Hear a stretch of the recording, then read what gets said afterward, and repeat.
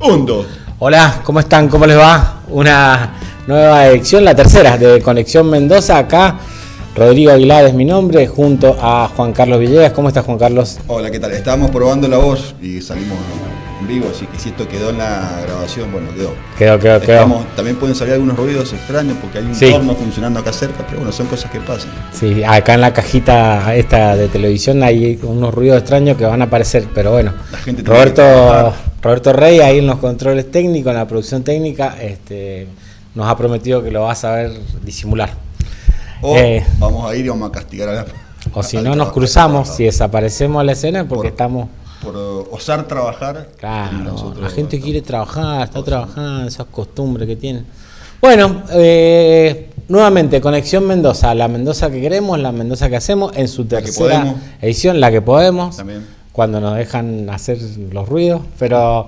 bueno, un programita que ya ustedes lo conocen, algunos, otros se seguirán sumando, porque la verdad que venimos del primero al segundo programa creciendo. Mendoza es nuestro tema, nos ocupamos en Mendoza y todos sus alrededores políticos y sociales, y vamos transitando un montón de temas picaditos que nosotros le decimos para ponernos en torno a lo que va pasando en Mendoza.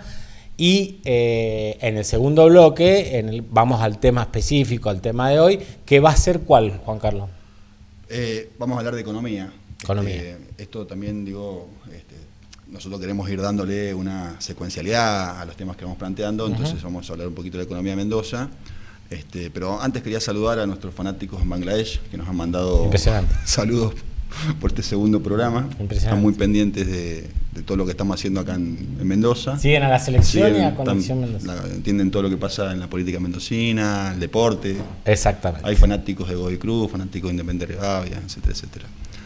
Pero volviendo un poco saliendo un poco del humor, que nunca viene mal, vamos a hablar de un tema central, que es la economía mendocina. Vamos a hacer algunos pincelazos, vamos a tocar de una manera muy general. Ha traído gráficos, Juan Carlos, para que vean. Hemos traído gráficos, no somos economistas, ninguno de nosotros dos, pero son datos que son públicos, que están a disposición y que lo hemos sistematizado para poder de alguna manera analizarlos, compararlos y ver cómo venimos.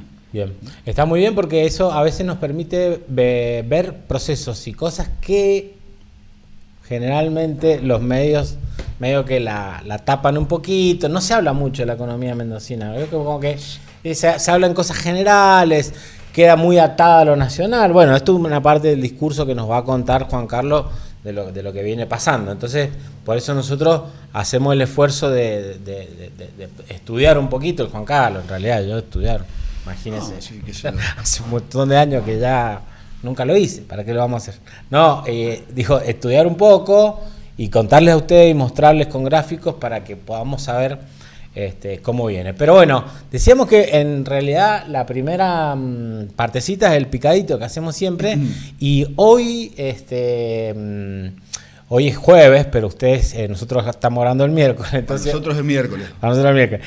Hoy nos amanecimos, esta semana, con una noticia de un hecho que ocurrió hace unos días. El 11 de julio. El 11 de julio, hace 5 o 6 días, que hay una diputada mendocina de La Libertad Avanza, la señorita, que se llama cómo se llama, Lourdes Arrieta, que no tuvo mejor idea con 4 diputados más del mismo agrupamiento político de ir a visitar al penal federal.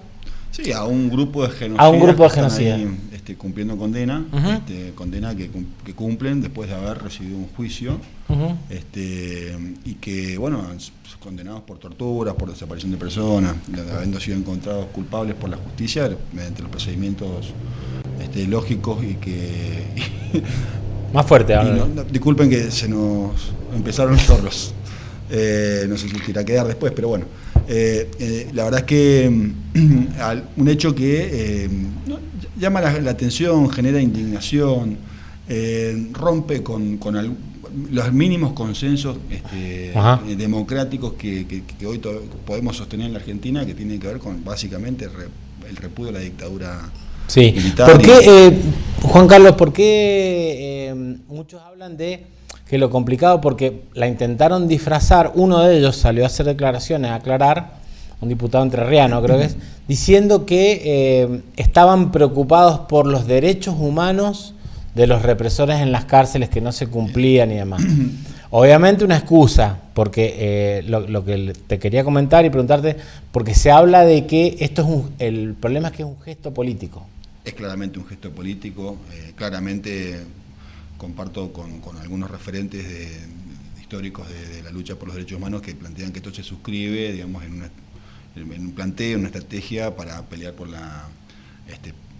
básicamente por los indultos, por las prisiones domiciliarias, para también dejar edulcorar el pasado, resignificar el pasado y presentar a estos represores como unos simples viejitos que están pasándola supuestamente mal en la cárcel. Que son víctimas. Así, porque si hay algo que garantiza la justicia también y el sistema argentino es para estas personas por lo menos el respeto a sus derechos, lo han tenido en juicio. Y de alguna manera, digamos, este gesto político que viene de parte de una legisladora elegida democráticamente en la provincia de Mendoza, de alguna manera genera, digamos, por lo menos un llamado grande de atención y la necesidad, ¿por qué no decir?, de repudiarlo y de plantear y marcar también que esto no está bien, no es algo que vos sabés que se pueda tomar fácilmente, digamos. Hablamos hoy en Zona Crítica, está el video subido ahí con Fernando Rule, de la Liga Permanente por los Derechos Humanos, y él mencionaba dos cosas que me parecen interesantes. La primera es que esto es como una especie de irrepresentatividad, no sé cómo sería, pero decir, como diciendo, los mendocinos no la votaron a Lourdes Arrieta para eso. Puede ser que la votaron por votar a Milei y demás, pero digamos que no hay una voluntad de que un diputado se pase por encima la cuestión de la memoria del pueblo argentino, la pase, digamos, por arriba y alegremente vaya a visitar y después no dé explicaciones, porque visitó a tipos como Alfredo Astiz, a Carlos Suárez Mason, Pajarito Suárez Mason, que son a Pernía, de los peores. Inclusive hay uno de los que visitaron, que es Raúl Guglielminetti, que la gente más grande se va a acordar, era un ex agente de inteligencia que llegó a ser custodio de Alfonsín, y siendo custodio de Alfonsín lo descubrieron de que participaba de secuestros extorsivos, cosas así, es decir, un personaje de la peor calaña, y Lourdes Arrieta se preocupa por los derechos humanos y los va a visitar. Tiene que dar explicaciones. Públicas y bueno, y aclarar este punto, porque la verdad que no le hace nada bien a nadie. Bueno, muy preocupante, la verdad, preocupante, esperemos que no se repita y sobre todo que haya aclaraciones. Y tema que amerita un repudio generalizado de toda la política y toda la dirigencia política provincial, esperemos que así sea. Sigue lo que algunos ya empiezan a nombrar como un culebrón de la lucha antigranizo, porque la verdad que veníamos hablando los programas pasados, todos los programas, porque ante la decisión intempestiva de sacar este servicio de lucha antigranizo basado en los aviones y en la siembra en las nubes, saltó la térmica por todos lados.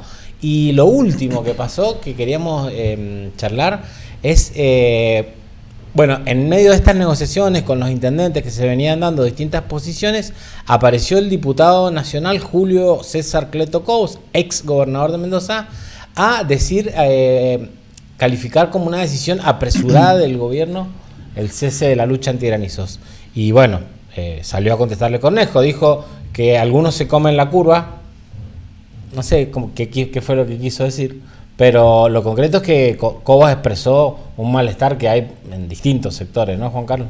Sí, además de Cobos, que además mencionó la falta de evidencia científica, por eso calificó de apresurada la decisión. Había existido ya un informe de AEMSA, que era la empresa que presta este servicio, una empresa provincial, empresa pública provincial, que hablaba de la rentabilidad y que el sistema funciona, y mostraban en su momento datos concretos de cómo se había reducido el impacto en toda Mendoza en general, digamos, a partir de la aplicación de la lucha antigranizo, y hablan de un ahorro en torno a los 16.000 millones de pesos, versus un gasto de 3.000 millones, por lo cual se considera que es rentable. Una decisión que creo que Cobos no se queda chico diciendo que es una decisión apresurada, además una decisión que se suscribe, digamos, en una política del Estado provincial de irse retirando, ir recortando funciones, ir reduciendo gastos, y al mismo tiempo en una forma de gobernar que tiene el gobernador Cornejo y este gobierno provincial, que es una forma autoritaria, porque poco consenso. Es casi nulo el consenso, esto no se dialogó con los intendentes, no se hizo evidencia científica, no se trabajó con los sectores productivos, se tomó la decisión de un día para el otro. De los que más saltaron en contra y han pedido reuniones y aclaraciones y demás, fueron precisamente intendentes del Este que comparten el mismo signo político del gobierno. Sí. Con lo cual, decir ahí, y también digo, está Rufeil en San Martín. Uno de ellos era vicegobernador hasta hace poco. Mario Abet, Rufeil, y un ministro que no muestra todas las cartas, porque Vargas Arizu dice, bueno, no, hay plata para el seguro, hay plata para la lucha antigranizo. En eso, vos sabés que el planteo de Estebanato me parece que fue bastante preciso en decir es inoportuno en cuanto al tiempo, porque dice no hay tiempo para colocar la malla de acá hasta la próxima. Además, ¿quiénes van a acceder a la malla? Además, la malla no soluciona el problema totalmente, digamos, en todo caso parcialmente.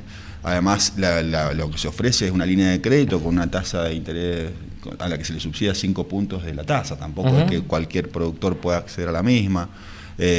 Además, digo, claramente no hubo un proceso de elaboración de esta. Si el gobierno tenía argumentos para tomar esta decisión, lo hizo, tomó la decisión, pero los argumentos no han sido exhibidos. Lo que se dice es que el sistema teóricamente no funciona, pero hay países en el mundo, uno de ellos Canadá, donde se aplica el sistema de antigranizo y, por ejemplo, las aseguradoras de riesgo contra el granizo, cobran una tasa menor, digamos, cobran menos de seguro, digamos, para decirlo más simple, en las zonas donde hay lucha antigranizo. O sea, quiere decir que la tasa de incidencia de la lucha está calculada y está demostrado que existe. Creo que en términos, digamos, para poder de alguna manera mostrar esta decisión, digo, claramente se ve una política clara del gobierno provincial de ir reduciendo y recortando funciones, ir reduciendo y recortando el Estado provincial, ir reduciendo y recortando el gasto provincial,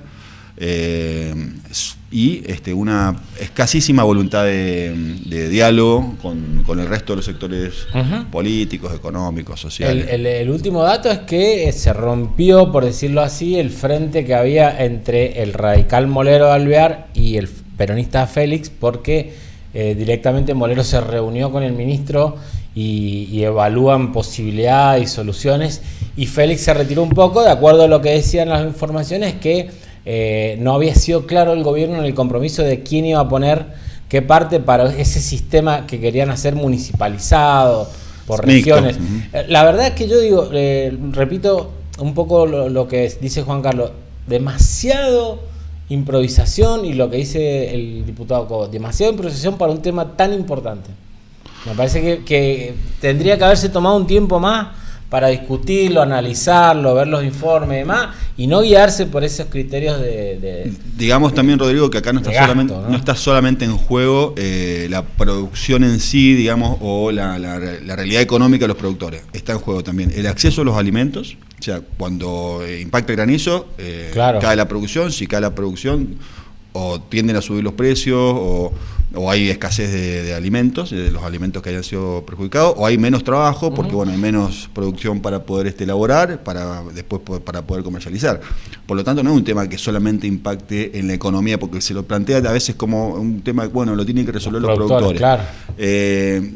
No estamos hablando solamente de la realidad de los productores, que ya de por sí es importante, sino también del trabajo, del acceso a los alimentos. Sí, y después las tragedias urbanas, porque acordate la cantidad de autos que rompe, techos. Es decir, que eso nunca se habla cuando se habla del granizo, y es una cosa que nos pasa todos los veranos los mendocinos. Bueno, así que vamos a seguir esto así, vamos a seguir discutiendo, porque evidentemente no hay una definición ni un espacio claro. En otro tema donde sí hay definición, Juan Carlos, es en una decisión bastante estructural que podemos decir que tomó el gobierno con respecto a lo que es la división política, financiera, económica de la provincia de Mendoza en cuanto a los municipios y al reparto de la plata, la famosa coparticipación municipal, porque esta semana el gobierno provincial firmó el decreto, digamos, reglamentó el decreto para reglamentar la ley, que establece una variación en el coeficiente de equilibrio municipal y que terminaron perjudicados los municipios que están más cercanos a espacios opositores, lo cual ha generado un montón de suspicacias, porque entre toda la discusión que se hizo, terminaron perjudicados los municipios de Maipú, municipio de Luján y municipio de San Rafael, y también el municipio de Junín. Recién hablábamos de Junín, parece que esos datos hay que seguirlos. Y beneficiados en el nuevo esquema de coparticipación, Guaymallén, Las Heras y Capital. Y bueno, como le digo, toda la polémica que ya se instaló, pero el gobierno ya decidió avanzar. A partir de ahora la plata se reparte de otra manera. Claro, y también digamos, una plata que es cada vez menos, porque este es un tema importante que se suscribe en una discusión que realmente es estructural, como decís vos, pero también es cierto que esta discusión quizás sería otra si la provincia creciera, si la recaudación de impuestos fuera relativa a ese crecimiento y estuviésemos repartiendo una torta, por decirlo así, más importante. Uh-huh. El problema de Mendoza es que la torta que se reparte, los impuestos que se reparten entre la provincia y los municipios son, en términos reales, cada vez menos, porque la provincia no crece, porque la provincia ha adoptado, sobre todo en los últimos 8, ya 9 años, ciertos criterios que nos han llevado a una situación en la que cada vez alcanza para menos. Claro. ¿No? Y bueno, el criterio que plantearon es que Mendoza venía con un criterio que es bastante lógico, que es que hay una parte de la coparticipación de los impuestos que se recaudan, de los ingresos, que tiene la provincia de Mendoza, que se reparte de acuerdo a la población. Entonces, ese es de acuerdo al último censo, había departamentos, como decíamos, Maipú, por ejemplo, que iba a ser de alguna manera correspondido su aumento de población con un aumento de la coparticipación, como corresponde. Hay más gente que ha ido a vivir a Maipú. Y lo mismo pasa con Luján. Y bueno, no fue así a partir de un cambio de una ley que salió sin consenso, que fue aprobada en la legislatura, fue forzada, digamos, por el gobierno, en un tema tan delicado como es la coparticipación y en el que lo que de alguna manera el manual dice que tiene que haber acuerdo, porque si no se hace la convivencia política difícil. El cálculo de Maipú es que pierde 400 millones de pesos este año por este nuevo cálculo de la coparticipación. Así que bueno. Estuvo Juan Pablo Bulino explicando. Aquí estuvo Juan Pablo Bulino explicándolo. En programas anteriores que se pueden ver en YouTube, se pueden buscar ahora y ahí daba bastante, sí, esclarecía bastante el tema, ¿no? Y vos sabés que también ellos lo unían con un razonamiento de decir, bueno, también pasa que el gobierno a veces cede funciones, digamos, se entiende algunas funciones, por ejemplo el caso de Maipú, que tiene que construir escuelas y asumir ahora la lucha antigranizo, etcétera, y por otro lado te ajusta la coparticipación. Entonces se está hablando de favoritismo político en el reparto de los fondos por cuestiones políticas, y la verdad que no está bueno que pase esto a esta altura del partido en Mendoza, ¿no? Bien, otro tema, Juan Carlos, que nos va definiendo la agenda política, y vamos a pensar un poquito más en la política, en el bando de enfrente o no sabemos todavía, porque para explicarlo rápidamente, después de la interna del PRO que ganó Pradines, el hombre de De Marchi, apareció la pregunta ahí que nos pone Roberto en la placa, con Pradines presidente. Pradines, traducimos, es De Marchi, digamos. Claro, el presidente electo del PRO en Mendoza, fue candidato por la Unión Mendocina, o sea, él siguió la estrategia de Marchi conforme al Frente de la Unión Mendocina. Opositor a Cambia Mendoza. Claro, no fue parte de Cambia Mendoza. Bien. En las últimas elecciones, fue candidato a intendente en Guaymallén, se presentó después, bueno, en ese momento el PRO fue intervenido, De Marchi no pudo lograr que el PRO participara de la Unión Mendocina porque había sido intervenido, y el PRO siguió dentro de Cambia Mendoza. Pero bueno, ahora tuvieron que existir las elecciones, tuvieron que haber elecciones. Pradines le ganó a Eve Casado, básicamente, la actual vicegobernadora, que se quedó junto a Cornejo. Claro, y ahí está el quilombo. Y bueno, aparecieron los problemas, porque ahora Pradines ha puesto en duda la continuidad del PRO dentro de Cambia Mendoza y se declaró como un opositor siempre. Dijo, pero es que lo que pasa es que la posición de Pradines es la lógica, digamos. Ellos vienen de una elección donde se enfrentaron a Cornejo con la Unión Mendocina, como vos decís, y ahora, por estar con el PRO, que está alineado con la Libertad Avanza, debieran automáticamente alinearse con Cambia Mendoza. No, Pradines, digamos, y De Marchi sostienen que no es la lógica de ellos, que ellos vienen peleando por la oposición en Mendoza y demás. Y, digamos, lo que se interpone ahí es la figura de Eve Casado, que si bien perdió la interna, pero es la vicegobernadora de la provincia. Y apuesta a una alianza con Cambia Mendoza. Como también hay funcionarios, hay concejales, hay legisladores que están más cerca de Cornejo que de la actual conducción del PRO.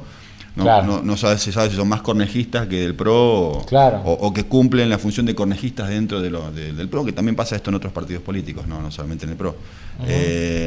La realidad es que, bueno, esto ha exacerbado la interna, han aparecido denuncias por no presentación de balance, la justicia ha intervenido, han suspendido los aportes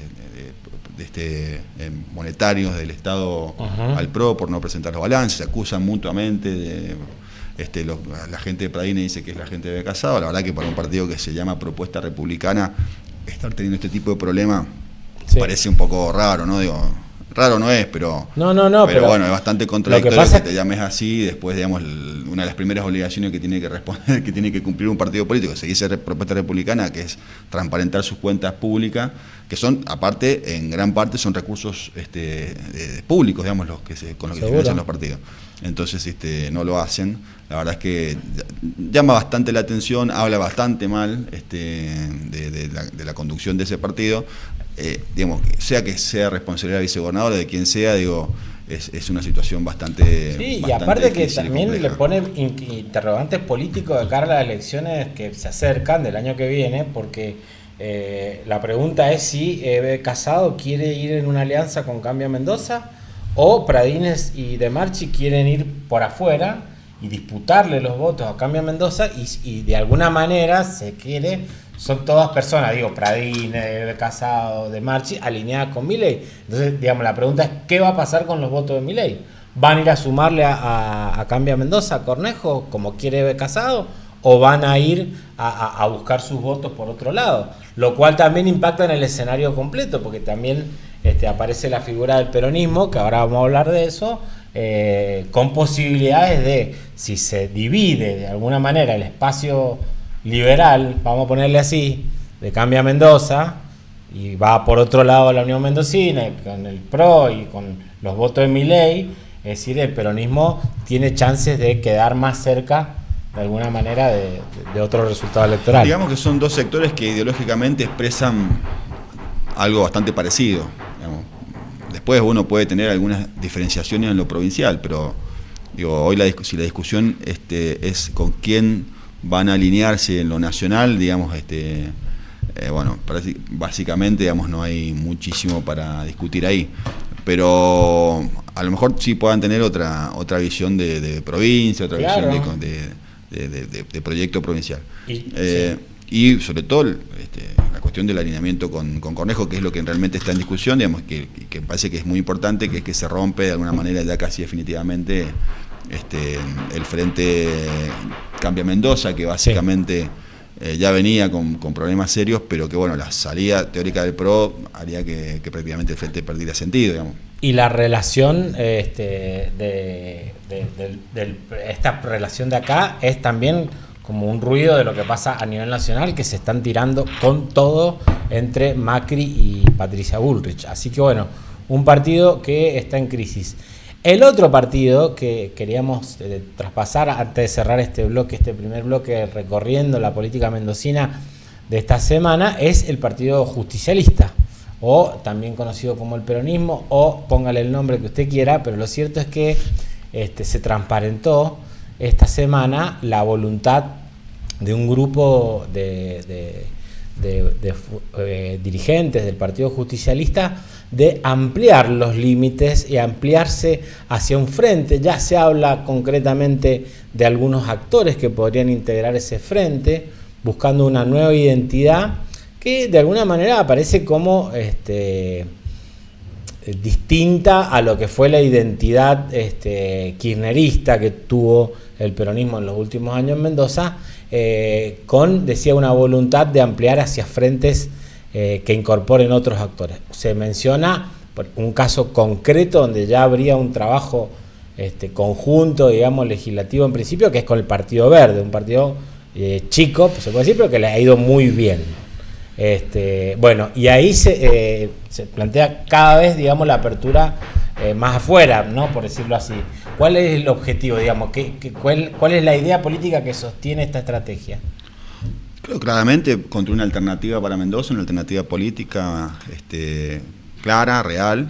El justicialismo no más allá de los resultados electorales de los últimos años, no es un partido de oposición, digamos, no es un partido que esté preparado o en su génesis esté la idea de ser oposición permanentemente. Puede pasar que se quede una elección o no, pero siempre se está pensando en gobernar, en construir nuevas mayorías, y la mejor muestra, el mejor anclaje que se puede lograr, digamos, para mostrar esto de que no es un partido de oposición, es sostenerse sobre los gobiernos municipales que sí puede conducir, que está conduciendo. Claro, porque este espacio que hicimos está protagonizado por los intendentes. Entonces me parece que la manera de poder sostener mejor esta idea, ¿no? de ser un partido de gobierno, no de oposición, un partido que tiene que construir alternativas para que el sistema político mendocino tenga también otras salidas, otras opciones para poder funcionar. Esa responsabilidad tiene el justicialismo. Bueno, me parece que te lleva a tener que ampliar ese frente político que es necesario construir y tomar en cuenta otras opciones, otros actores que tengan obviamente similitudes en la visión respecto a la provincia que queremos, pero que también al mismo tiempo puedan ser conducidos por el justicialismo, que puedan ser de alguna manera, es un frente que pueda ser liderado por el justicialismo. Ahí Roberto nos pone la figura de los intendentes, pasaban recién los hermanos Félix, el intendente de San Rafael, y se habla de la posibilidad de que en este entente que está hablando, que mencionaba recién Juan Carlos, de los intendentes, donde Matías Estebanato ha salido claramente a mostrar un liderazgo, a mostrar una posición de cara a Mendoza, digamos, que trascienda a Maipú, que se ha acompañado claramente por Emir Félix, es el ex intendente de San Rafael, como candidato a presidente del Partido Justicialista. Se filtró en los medios la posibilidad de que esta renovación que tiene que hacer de autoridades sea comandada de alguna manera en la figura de Emir Félix, lo cual consolida muchísimo la alianza entre los intendentes, con estos protagonistas que decimos, Estebanato y demás, y de alguna manera como que uno puede ver que intentan sentar las columnas para un acuerdo mucho más amplio, ¿no? Sí, un dirigente, Emir Félix, que tiene experiencia de gestión, claramente, pero que no tiene obligaciones actualmente de gestión, o sea, claro, se puede dedicar claramente a la conducción del Partido Justicialista, que tiene capacidad de dialogar con todos los sectores, una persona extremadamente respetada en la política provincial, y que tiene una visión hacia adelante, sobre todo del peronismo, de Mendoza, de la responsabilidad que tiene el Partido Justicialista, y que tiene voluntad de diálogo, de ampliar, voluntad de construir con todos los sectores. Porque, digamos, si hay algo que tiene, volvemos a lo mismo, ¿no? Pero si hay una responsabilidad que tiene hoy el peronismo en la provincia, el justicialismo, es construir esa alternativa. ¿No? Esa alternativa no va a venir por otro lado. Está claro que recién decíamos, hay otros actores, sí, hay otros actores. Se puede dialogar con otros actores, se puede dialogar con otros actores. Pero la construcción de la alternativa que Mendoza necesita recae sobre todo sobre el Partido Justicialista, que ha sido, digamos, un partido de gobierno en voy a decir, en 5 periodos. Desde la democracia ahora hemos tenido 5 gobernadores justicialistas, es decir, el justicialismo ha gobernado 20 años de los 41 años que tenemos de democracia. La mitad. Bueno, ahí también se sumó, está sumado a ese espacio Flor de Estéfanis y Fernando Ubieta de La Paz, que también intentaron, o vienen intentando protagonizar la escena provincial de la política. El problema que surgió un inconveniente para Flor de Estéfanis, que es la actual presidenta del partido, por una disputa con la persona con la que había hecho acuerdo, con la concejal Débora Quiroga, que la llevó a, de alguna manera, por ahí uno puede retraerse un poco en este avance para intentar aquietar y armonizar un poco más el departamento de Santa Rosa por estas denuncias, renuncias que surgieron en el Consejo Deliberante y que le metieron un poco de ruido. Pero de alguna manera me parece que a mí que una de las características de este espacio, que es amplio en el sentido que es ancho, ¿no? Tiene distintos sectores por los que ir discurriendo sus carriles políticos de avanzada de cara al año electoral que se inicia prontamente en el Partido Justicialista con la necesidad de la renovación de autoridad. Así que parece que por ahí va a pasar un poco la cosa, Juan Carlos. No parece ser casual que justamente tanto Matías Estebanato en Maipú como Flor de Estéfanis en Santa Rosa hayan recibido ataques de supuestos aliados de gente que se debería pensar que debería haber acompañado o estar acompañando la gestión. Justamente dos de los intendentes que tienen mayor imagen positiva en sus gobiernos municipales, en sus gestiones, y que tienen una edad hoy que les permite tener una gran proyección política en la provincia. No parece ser, permítame que le diga a Rodrigo, no tengo pruebas pero no tengo dudas, diría te lo resumo así nomás, que esos ataques internos no puedan tener alguna línea, quizás con quien es hoy uno de los personajes más poderosos de la política de Mendoza. No uno, el más poderoso, ustedes ya saben a quién me refiero. O sea que podría ser mucho más de lo que parece en superficie esmerilamiento, le vamos a poner, que le hacen a estos protagonistas de este frente que intenta renovar el peronismo mendocino.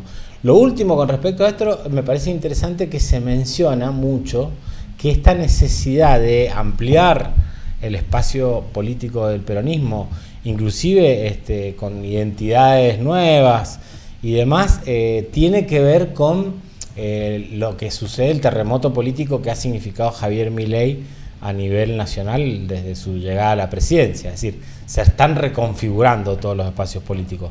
Lo hablamos a nivel nacional el lunes con el Luciano Sisti, cómo aparece la idea de pactos y alianzas y construcciones políticas que van mucho más allá de los contornos y los límites que hoy conocemos de los partidos.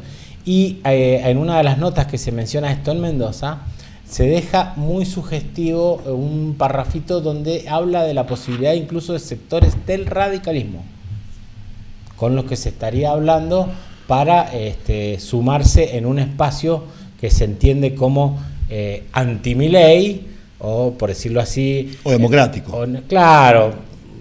Después de la visita de Lourdes Arrieta y de los diputados de Libertad Avanza a visitar genocida haciendo turismo carcelario, no está mal decir, ¿no? que esto es un llamado de atención y que no está mal pensar que las fuerzas democráticas puedan aliarse y reunirse en función también de frenar un poquito esta avanzada, porque si no sabemos dónde termina todo esto, ¿no? Exactamente. Y compartir, ¿por qué no?, con la audiencia de Conexión Mendoza en Zona Crítica de Cudo.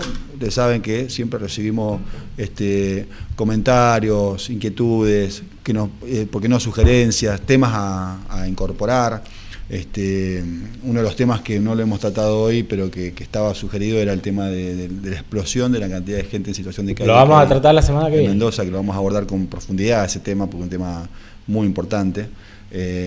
Y bueno, la intención es siempre hacer este recorrido y posteriormente analizar algunos aspectos de la realidad de la provincia. En este caso, a eso vamos. Para este segundo bloque, espérennos un ratito porque ya venimos con un análisis de la evolución de la economía provincial. un corte y una quebrada, diría Silvio Soldán. Y volvemos con el segundo bloque. Bueno, volvimos. Segundo bloque de Conexión Mendoza de esta semana. Y como le habíamos prometido, ahora viene la parte donde vamos a intentar, de la mano de nuestro querido compañero, amigo, señor, como no le gusta así que le diga señor. A mí sí, a mí dígame señor. Está bien. Hacen bien. Juan Carlos Villegas, que ha traído un informe para que veamos la economía más o menos en sus números grandes de Mendoza y podamos ir viendo parte por parte cómo viene en el proceso largo, en el proceso de mediano plazo, si se quiere, ¿no? Juan Carlos, ¿cómo nos presentás, cómo nos mostrás a todos este tema tan interesante? El tema fundamental, central, digamos, la evolución de la actividad económica es un factor que explica a muchos de los aspectos que después pretendemos analizar de la realidad económica y social de la provincia. Cuando pretendemos analizar después la pobreza, la indigencia, el empleo, el nivel de empleo formal e informal, la evolución de distintos sectores de la producción, digamos, siempre vamos a tener, inclusive cuando queramos analizar la recaudación de impuestos, el gasto público, siempre en el fondo vamos a tener que acudir a explicar también cómo evoluciona la economía provincial. Si la economía provincial evoluciona mal, es probable que los otros aspectos también evolucionen mal. Y si la economía provincial evoluciona bien, es probable que tengamos mejores resultados también en términos de, como decíamos recién, pobreza, empleo, o tengamos una mayor capacidad de inversión pública en obras, en políticas sociales, en salud, en seguridad. Entonces nos parece central y por eso nos parecía importante en este tercer programa empezar a hacer un análisis de la evolución del Producto Bruto Geográfico Provincial. ¿Qué es el Producto Bruto Geográfico? ¿Qué es el Producto Bruto Geográfico Provincial? Es una medida que nos indica el valor económico de todos los bienes y servicios producidos en un año en nuestra provincia, en Mendoza, en este caso puntual. O sea, sería equivalente a lo que sería el Producto Bruto Interno Nacional. Es como el indicador que muestra todo lo que se produce, todo lo que es la riqueza, ¿cierto? Todos los bienes y servicios que se producen en el territorio provincial en un año. Bien. ¿Y ahí qué nos dice? A ver. Entonces uno, la DEIE lo presenta, la Dirección de Estadísticas e Investigación Económica de la provincia, estamos basándonos en datos oficiales, lo presenta de distintas maneras. Lo presenta en moneda corriente del año, o también lo presenta de esta manera que lo vamos a presentar nosotros ahora, que es a pesos contantes, o sea, sin tomar en cuenta la inflación, o sea, descontando la inflación. Bien. O sea, pesos comparables, digamos. En este caso puntual, y también te presenta la DEIE, te lo subdivide tanto de manera territorial, o sea, por departamentos, o de manera sectorial. Bien. Que para este informe lo que hemos tomado en cuenta es, lo hemos subdividido de manera sectorial.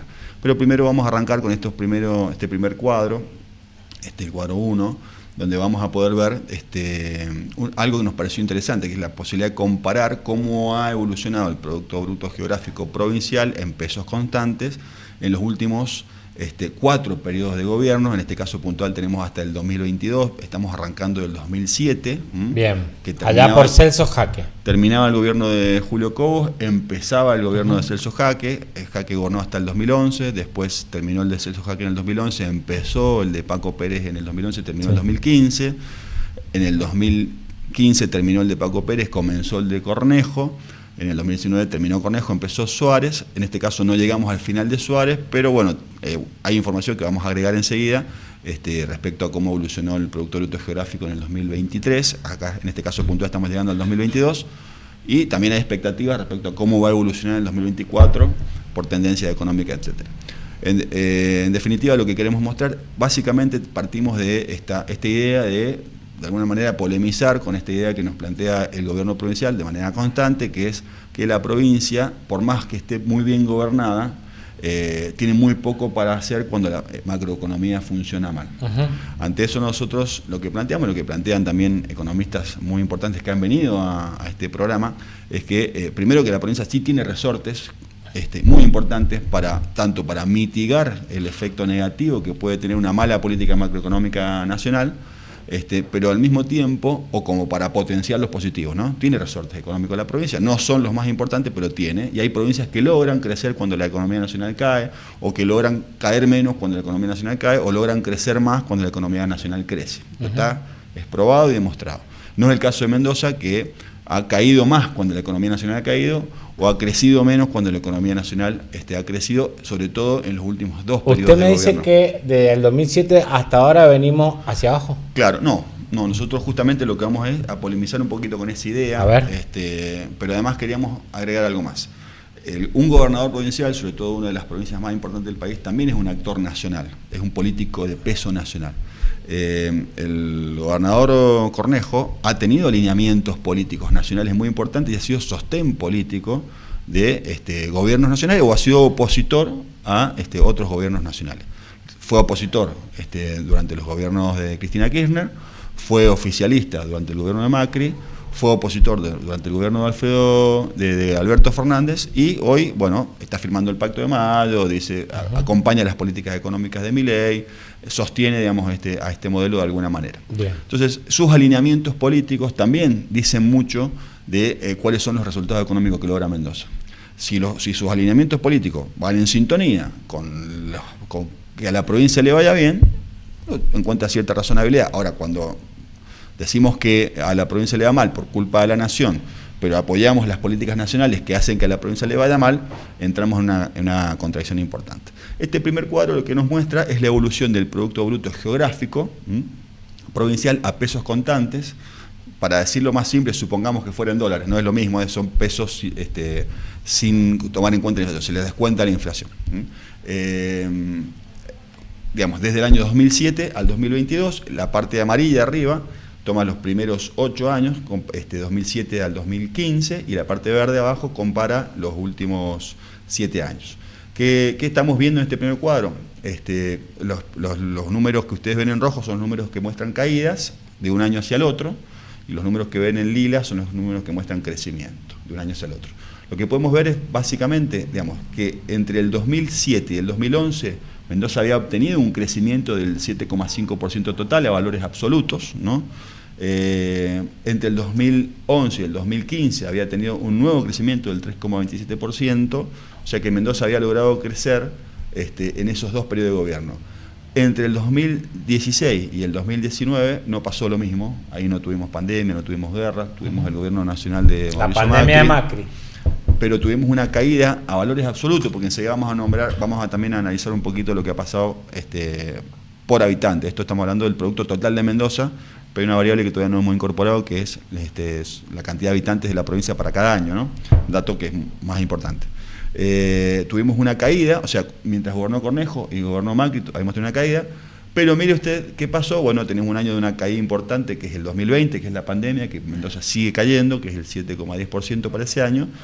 7,10, muchísimo. El año de la pandemia la caída fue casi igual que la caída que tuvo Cornejo en todo su periodo, con Macri. Pero después Mendoza comenzó una recuperación, ya cuando gobernaba Alberto Fernández a nivel nacional, del 9 y pico, que fue un rebote, 9,69 en 2021, y siguió recuperándose con un 3,98 más en el 2022, datos oficiales, lo cual hasta el 2022 Mendoza acarreaba un crecimiento, con Suárez y Alberto Fernández, del 5,96%. ¿Qué dice la DEIE? Dice que en el 2023 tuvimos en Mendoza, todavía no ha sido presentado el desagregado del Producto Bruto Geográfico, pero sí nos han tirado número, una síntesis, que tuvimos una caída en el 2023 del 0,6%, y se espera, ya son proyecciones del Fondo Monetario Internacional, que el país tenga una caída del 3,5% para el 2024. Por lo tanto, Mendoza, si sigue la tendencia nacional, es probable que tenga una caída mayor. Venimos en caída. Bien, ahí tenemos la tendencia general. Sintetizando esto en el cuadro 2, sí, que ahí va a aparecer, básicamente en el cuadro 2 lo que van a ver es que a lo largo de los 2 gobiernos de Celso Jaque, ahí está el cuadro Celso Jaque y Paco Pérez, ustedes si ven el número final, compara el año 2015, es lo que muestra el crecimiento acumulado. Bueno, ¿qué queremos decir?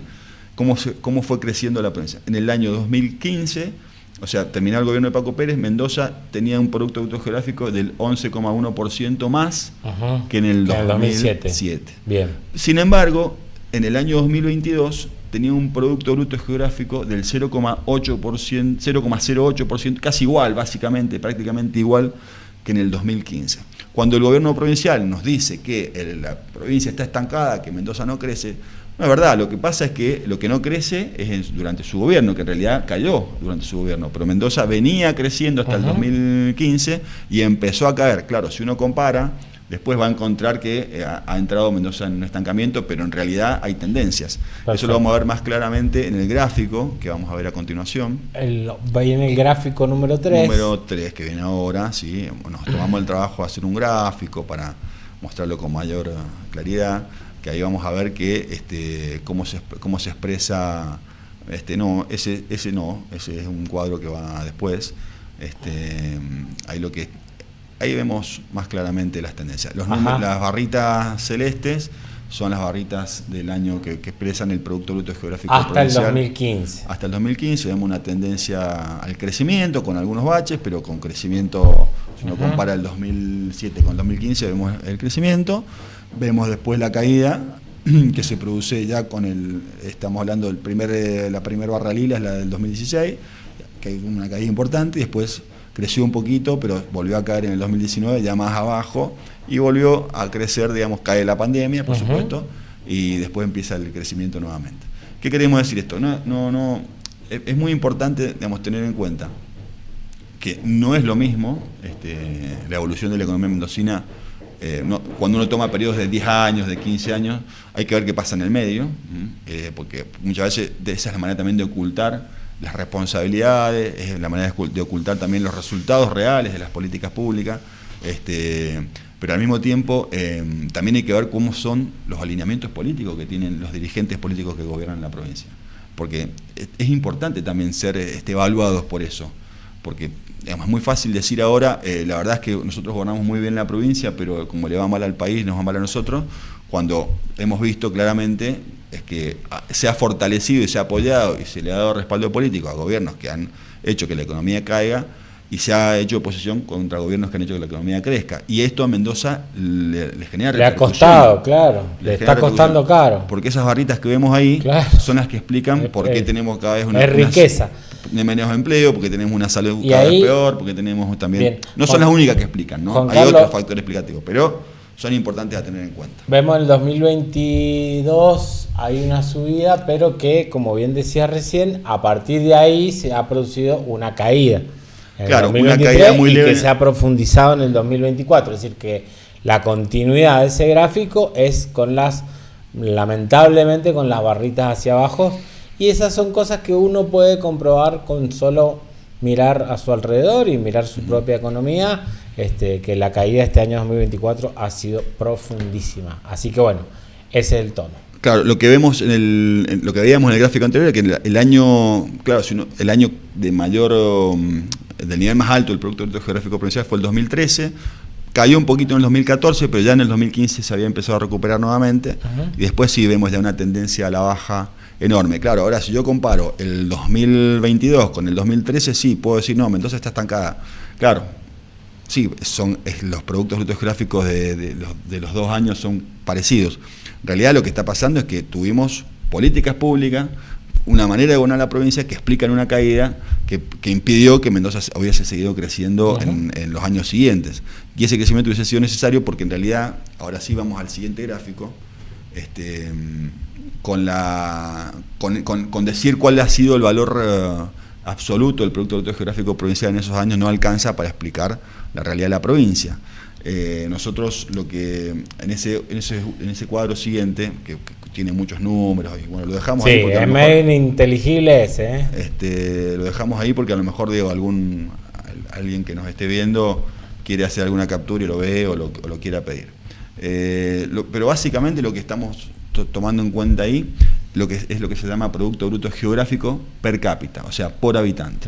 O sea que la provincia tiene una dinámica de crecimiento poblacional que ronda más o menos el 1%, el 1,1% anual. Esto, si uno toma el crecimiento de la población entre censos, da más o menos ese número. Por lo tanto, el INDEC hace proyecciones de crecimiento, de evolución demográfica de la población de las provincias. Bueno, tomando esos números y tomando el valor en pesos contantes del Producto Bruto Geográfico, nos da el valor del Producto Bruto Geográfico per cápita. Ahí lo que notamos es una caída esto lo vamos a pasar más rápido, pero lo que sí vemos es que esa caída que decíamos que había sido del 5,9% en el periodo de gobierno de Alfredo Cornejo entre el año 2015 y el 2019, en realidad fue una caída de casi el 10%, cuando uno lo expresa de manera per cápita, o sea, por habitante. O sea, nos habla de una gravedad caída mucho mayor. El número es mucho más significativo. Sin embargo, con Rodolfo Suárez y Alberto Fernández hubo una recuperación del 2%. Eso se puede ver ahí claramente en los cuadros. Mientras que habíamos podido tener un crecimiento, como ya habíamos dicho, en los periodos anteriores. ¿Qué digo? El dato puntual es, los mendocinos, en promedio, pudimos producir... Somos 10% más pobres. Podemos producir un 10% menos en bienes y servicios entre que comenzó el primer gobierno de Alfredo Cornejo con Mauricio Macri a la cabeza a nivel nacional y que terminó ese gobierno. Un 10% es una cifra enorme, porque en esto no estamos diciendo que todos perdimos el 10%, ¿no? Obviamente que los impactos son distintos según las personas, las familias, las regiones, pero que en realidad en términos porcentuales es muchísimo. Esa pérdida se produjo en ese periodo de gobierno, de Alfredo Cornejo y Mauricio Macri, y no es, esto tomar la idea de que Mendoza está estancada, que es un tema nacional, que esto hasta un tema cultural, provincial, ya es medio esotérico. Esto tiene que ver con una realidad concreta, con ciertos alineamientos políticos y con ciertos alineamientos públicos. Ahora sí vamos a mostrar el gráfico. Básicamente ahí vemos cómo evolucionó el Producto Bruto Geográfico. Se ve clara la tendencia. Per cápita. Ajá. Bien. Seguimos porque en realidad lo que queríamos también mostrar... ahí hay otro.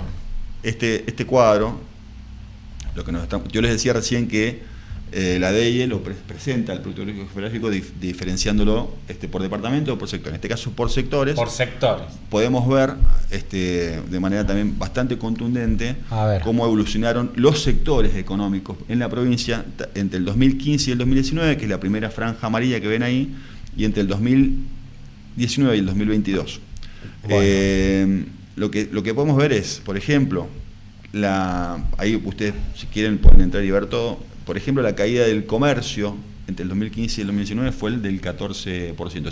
O sea, hubieron pocos sectores que ganaron mientras gobernó Cornejo y los sectores que por ahí generan más impacto. Ahí está, ahora se puede ver en el gráfico. A ver. Los sectores que por ahí generan más impacto en términos de empleo son los que más perdieron.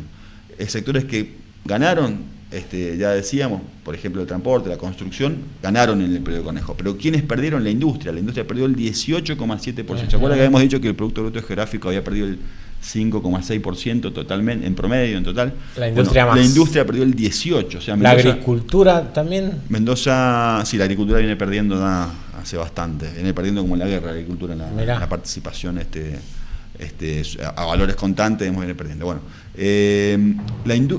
caso pero central me parece, la industria tiene que ver con la calidad del empleo, tiene que ver con la generación de empleo.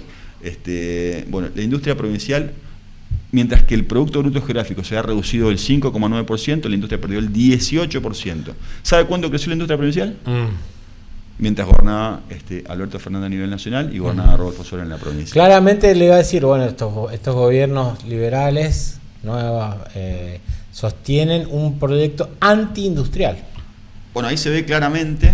A los resultados hay que... Las barritas rojas que son las que muestran la evolución de cada sector en el periodo de gobierno de Alfredo Cornejo. Las barritas lilas, Alfredo Cornejo y Macri. Las barritas lilas muestran la evolución de ese sector durante el periodo de gobierno del año 2019 al 2022, de Rodolfo Suárez y de Alberto Fernández. Bien.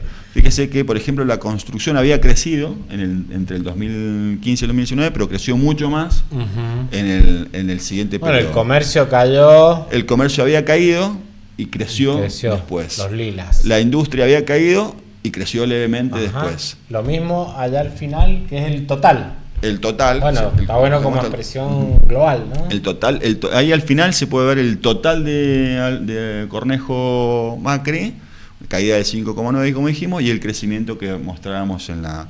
Esa barrita se ve al final. Digo, este gráfico un poco muestra...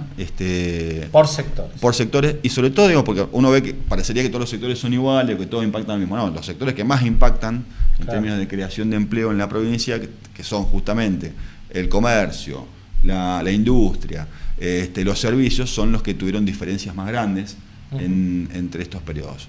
O sea, insisto, ¿qué queremos decir? Hay un relato provincial que tiende a no responsabilizarse el gobernador. Digo, prácticamente desengancharse, desentenderse. Es abrir el diario todos los días y ver este relato cómo se va repitiendo. Nosotros no tenemos resortes macroeconómicos. Cuando la macroeconomía anda mal, no podemos hacer nada. Llegó a plantear inclusive que estaba en algún momento hasta el Mendoexit, ¿no? Claro. ¿Se acuerda cuando hablaba que Mendoza se desenganchara? Se enganchara la nación, inclusive Cornejo fue, digamos, no sé si abiertamente lo dijo, pero de alguna manera dijo que quienes hablaban del Mendoexit podían tener algún tipo de razón. Quizás hasta lo dijo. Digo, esta idea del Mendoexit tenía que ver con esto de que no, la verdad, la nación hace todo mal y nosotros hacemos todo bien. Bueno, miren, la nación hace cosas mal y cosas bien. Ahora que en la provincia hacemos todo bien no es realidad, no es real. El último gráfico que vamos a mostrar. Sigue? El último gráfico que vamos a mostrar, que es esa línea, muestra cómo evolucionó desde el 2015 el Producto Bruto Geográfico per cápita. ¿Se acuerdan que recién lo decíamos? Fíjense claramente la caída rotunda, esto que decíamos recién, 2015, 16, 17, hasta el 22, cómo fue cayendo el Producto Bruto Geográfico Provincial por habitante, inclusive hasta llegar a un número, digamos, muy significativo, que es el 19% allá por el 2020, pero que había tocado el 10% en el 2019.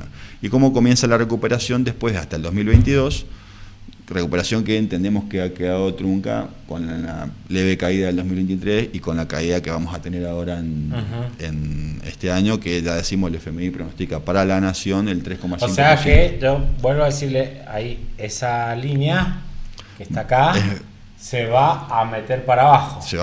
En 2023 va a ir otra vez para abajo. Recordemos que el Fondo Monetario Internacional había elaborado proyecciones. Como nuestro electrocardiograma, eso, claro. Roberto. Recordemos que habían proyecciones de crecimiento económico para el país antes de la asunción de Milei, ¿no? Claro. Y que esas proyecciones fueron corregidas a decrecimiento o a crecimiento negativo, como se acuerda que le gustaba decir al macrismo, y que hoy cada corrección es un paso más hacia el abismo. Sí. Juan Carlos, bueno, dígame si tiene para cerrarme esta conclusión, porque le quiero hacer algunas preguntas. No, la conclusión es, primero que nada, ver y poder polemizar con estas ideas. Me parece que es fundamental, me parece que es una tarea que debemos hacer de manera mucho más profunda que lo que hemos podido hacer acá, por supuesto, pero cuando tomamos como ciertas estas ideas de que esta idea del estancamiento, esta idea de que Mendoza no crece hace 10 años, o después van a decir 12, después van a decir 15, estas ideas que elabora el gobierno provincial en el marco de su elaboración del macro relato, nos perdemos, digamos, de analizar, digamos, realmente cuáles son las políticas públicas que han dado mejores resultados, tanto desde lo nacional hacia lo provincial, como desde lo provincial hacia lo provincial, y cuáles son las responsabilidades reales. Entonces parece fácil hoy sostener que, bueno, la verdad que Mendoza es una isla, está gobernada de manera perfecta, excepcional, pero nos va mal culpa de otros. No es la verdad, no es la verdad. Y decimos, hay cosas que son extremas. Por ejemplo, en algunos sectores del relato a nivel nacional, del relato liberal, hegemónico, como quiera, por ejemplo, se habla de la revolución educativa de Mendoza. Es decir, cuando no hace falta que nosotros digamos, usted sabe bien que manda a su niño a la escuela en el estado en que está en la escuela, el estado del salario docente, que ahora están en paritaria y no arreglan porque todavía no recuperan todo lo que están pidiendo. Y bueno, y el relato habla de una revolución educativa. Es decir, a veces incluso, algunos sectores más reaccionarios se han animado a hablar de una revolución, pero que Mendoza es vanguardia en temas de seguridad. Cuando, bueno, otra vez lo mismo, es decir, preguntarle a la gente cómo está la cuestión de seguridad y eso ve cómo choque entre relato y realidad que decimos. bueno, el tema de seguridad, digo, se ha conocido recientemente un informe del Consejo Económico de Mendoza que pone como uno de los aspectos que impiden el crecimiento económico provincial es justamente el crecimiento de la inseguridad en la provincia, o la falta de seguridad. Informe que nos dice también que la provincia está estancada y que no hay creación de empleo privado genuino, como algunos dicen. Yo creo que todo el empleo es genuino y el empleo público es muy genuino también, pero bueno, lo plantean así. Y la verdad es que bueno, uno cuando se queda con esas ideas, digamos, Mendoza, insistimos, es observable, es visible que no crece. El problema es cómo podemos explicar. El problema es explicar esa falta de crecimiento. Si lo explicamos con causas que no son reales, no vamos a corregir ese problema. Claro. Vamos a insistir en el mismo problema. Hablar sobre la NAMI. El problema no es decir lo que está pasando, sino explicarlo. Claro. Para poder saber cuáles son las alternativas que tenemos para cambiar esa situación. Sí. Si la explicación está cooptada, las posibilidades de cambiar la realidad que estamos viviendo son casi nulas. Vamos a seguir cayendo en el mismo error. Yo leí una sensación que por ahí se la transmito. A mí me parece que, digamos, en la mirada, si se quiere, de mediano plazo, ya hay una especie de, por fuera, no por fuera, sino contradiciendo al relato. Es decir, la idea se ha instalado de que Mendoza está económicamente en decrecimiento, que es más pobre, que no ha sabido aprovechar las oportunidades que brindó algunos periodos, como decía la salida post-pandemia, que las fuerzas productivas se van más que se quedan en Mendoza, que los trabajadores pierden calidad de trabajo y pierden trabajo, y que eso hace un deterioro del tejido social impresionante que se expresa en cuestiones como la seguridad, la violencia, los accidentes viales, todos indicadores que vienen subiendo de un deterioro social que de alguna manera tiene su base en este deterioro económico que nos cuenta Juan Carlos. Pero Juan Carlos, te hago una pregunta porque a mí me parece interesante establecer una relación entre lo que es el Estado mendocino y sus capacidades para prestar servicios básicos como el que estamos diciendo, ¿no? Esa relación entre ese Estado y la situación económica, porque quien financia la actividad del Estado es la actividad económica, los impuestos y demás. ¿Qué pasa con esa relación? Mire, yo se lo cuento desde una experiencia que me tocó vivir hoy. Hoy estuve conversando con una persona que tiene un problema de salud crónico que requiere de la salud pública provincial para poder acceder a medicamentos y para poder acceder a tratamientos y estudios.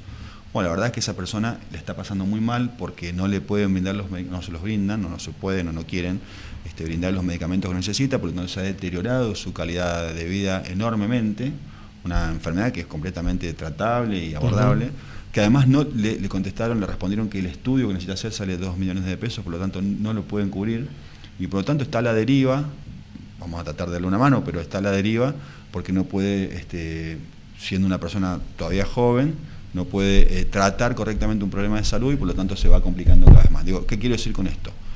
Las consecuencias son básicamente esas: una peor salud, una peor educación, una peor seguridad, peores salarios públicos, obviamente menos empleo de calidad, más informalidad laboral, más pobreza, más indigencia. Y desde el punto de vista del Estado, es un Estado menos capaz de poder brindar respuesta frente a los problemas sociales crecientes, porque si la economía cae y si cae el empleo, naturalmente hay más personas que necesitan del Estado para poder resolver sus problemas. Por ejemplo, hay más personas que, si hay menos empleo privado o hay menos empleo de calidad, entonces tienen menos acceso a obra social o a poder solventar el costo de la salud privada. Por lo tanto, tienen que acudir a la salud pública. Si las personas, damos un ejemplo, pasa lo mismo con la educación o con la seguridad. Si hay más personas acudiendo al Estado provincial, pero el Estado tiene menos capacidad de respuesta, lo que se produce es un colapso. Lo que se produce es, por ejemplo, en el caso de la salud pública, un deterioro enorme de la salud de las personas, que en muchos casos acuden al sistema de salud y no encuentran respuesta, pasa con los centros de salud, pasa con los hospitales, pasa en muchos aspectos, no solamente como mencionábamos recién con el acceso a medicamentos, sino también pasa con el acceso a prestaciones médicas. Pero también ocurre algo que lo conversábamos hace poco acá con una persona que es una de las referentes del tema de salud en la provincia, que pasa, uno ve el colapso de dos maneras, ve el colapso en las filas que se producen a la hora de querer acudir a una prestación de salud, y también lo ve en las filas que no se producen, la gente que ya desiste y que ya no cree más en el Estado, claro, eso que es le lo más pueda resolver claro. un problema. Por lo tanto, deja de acudir, Claro. no sé, ante una alerta temprana por un problema cardiológico, ¿no es cierto? Entonces, porque ya sabe que no va a tener atención o porque ya sabe que no va a tener acceso a la salud. O que le dan un turno para de acá a 6 meses. Eso es, o que le dan un turno. Entonces, Bueno, eso es más grave. entonces, pero, digo, se puede abordar, hemos tenido, recién mencionábamos la situación. Pero, por ejemplo, los patrulleros, la seguridad, las cámaras, en tema de seguridad, los abordajes que se pueden hacer territoriales para los temas de juventud, de niñez, que tanto le preocupan a algunos políticos mendocinos, como Petri, que es uno de los abanderados de la baja de imputabilidad de los menores, claro, y demás, queriendo decir, cuando se sustenta y se solventa un modelo productivo, un modelo de sociedad económica que no puede garantizar los servicios mínimos y los derechos mínimos para una niñez en riesgo como la que está, y después termina en el delito. Entonces ahí aparecen los paladines, no, que el problema es que no lo metimos más años preso, menos años preso. Es decir, una precariedad en el análisis, una precariedad en la propuesta que realmente explica los resultados tan pobres que tenemos en términos de desarrollo en la provincia de Mendoza en los últimos años. Ahí tenemos otro ejemplo, Rodrigo, de lo que significa construir un relato y cómo ese relato que de alguna manera se tapan las causas reales, haciendo énfasis en cuestiones como, por ejemplo, la mano dura, o claro, cuando decimos por qué en Mendoza crece la inseguridad, y la respuesta es, bueno, no, hay que bajarle de imputabilidad a los 9 años, no sé. Digo, ¿por qué crece la inseguridad? Y porque las leyes son demasiado blandas. Bueno, crece la inseguridad, en parte, hay muchas razones también, es un tema que también lo vamos a analizar en profundidad, por supuesto, a lo largo de los programas, pero en parte también por la ausencia del Estado en la capacidad de prevención. Digamos, el Estado tiene cada vez menos capacidad de prevenir el delito porque tiene cada vez menos recursos para poder hacerlo. Exacto. Entonces, recién decía, digo, que no se entienda mal, no es el único factor que explica el crecimiento de la inseguridad, por supuesto hay causas sociales,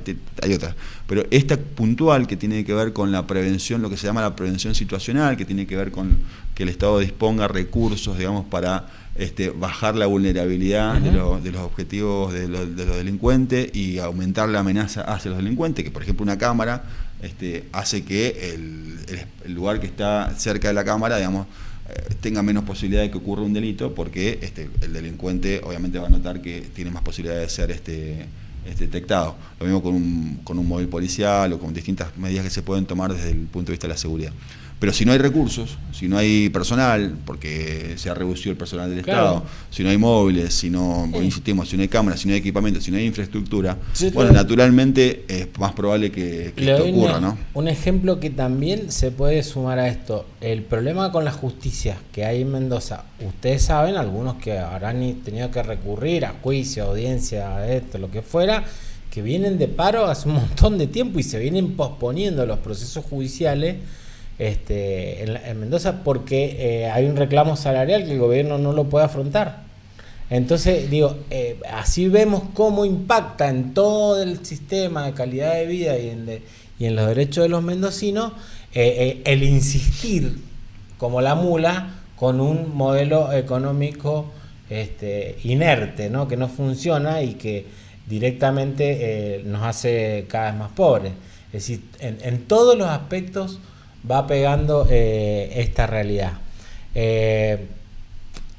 Lo último que le quiero preguntar a Juan Carlos, porque hubo una devaluación en la provincia, en el país, perdón, del 120%, y Mendoza tiene una cartera de deuda en dólares claro, altísima. ¿Qué pasa con esa deuda cada vez que devalúa? ¿Y qué nos va a pasar? Mendoza recauda, gran parte de la recaudación provincial es en pesos. Ajá. Digamos, salvo contadas excepciones, por ejemplo, las regalías petrolíferas, Claro. digamos, lo demás, los impuestos se cobran en pesos. Naturalmente, y esto también es importante, otra de las caras de este modelo de desarrollo provincial que no funciona, tiene que ver con la necesidad de la provincia de endeudarse, digamos, básicamente, o de no poder reducir el nivel de endeudamiento. Pero además en la provincia, ya lo explicaba también acá Dante Moreno cuando vino hace algunos programas atrás, no a Conexión Mendoza, pero sí a la hora contada, nos explicaba que la composición de la cartera de deuda provincial había variado durante el gobierno de Cornejo, había pasado de tener un porcentaje mucho más alto en pesos que en dólares a tener un porcentaje en dólares que superaba el 60%, creo que había dicho, o el 70% creo que llegaba. Bueno, Juan Carlos, entonces ahí está el estado de la economía y los números son claros, no mienten. No, son números oficiales que se pueden, lo que hemos hecho nada más simplemente es rescatarlos de la página de la Dirección de Estadística e Investigación Económica del Gobierno Provincial, están disponibles, lo que hacemos es simplemente compararlos y mostrar, compararlos también con los periodos de gobierno nacional y provincial. Esta Bien. realidad es la que es, digamos, y así estamos, digamos. Así estamos, así perfecto. Esperemos que les haya servido, esperemos que lo tengan, lo guarden y lo vean de nuevo. Y como dice Juanca, lo hacen parálisis. Nos vemos la semana que viene en Conexión Mendoza. Chao. Joder.